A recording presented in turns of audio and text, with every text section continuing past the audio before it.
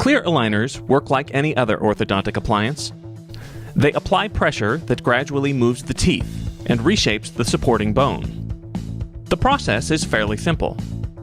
First, the doctor captures the shape of the patient's teeth by taking impressions or scans.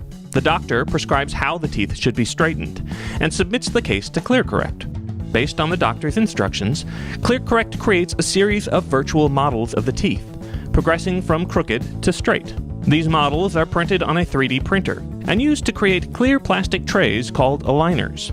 The patient snaps the aligners onto their teeth and wears them all day and all night, taking them out only to eat, drink, and brush their teeth. The aligners are clear, so most people don't even notice them. Each aligner applies light pressure to certain teeth, pushing them closer to the desired position. Let's take a closer look at how this works. Each tooth is surrounded by a periodontal ligament.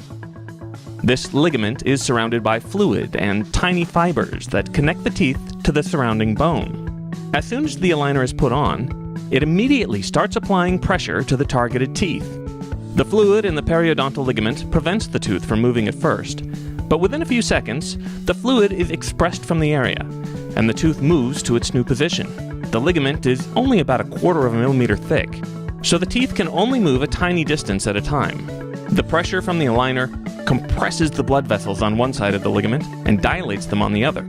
After 4 to 6 hours of sustained pressure, the compressed ligament responds to this stress by producing enzymes and chemical messengers. After a day or two of pressure, those chemicals begin to stimulate the production of bone cells, called osteoclasts and osteoblasts. Osteoclasts break down the bone near the compressed ligament. Meanwhile, osteoblasts build new bone on the opposite side of the tooth, preventing it from becoming too loose. If the pressure of the aligners is interrupted for any significant length of time, the process has to start over from scratch. That's why it's critical to wear the aligners at least 22 hours per day, especially for the first few days of a new step. If the bone doesn't get reshaped, the teeth won't stay straight.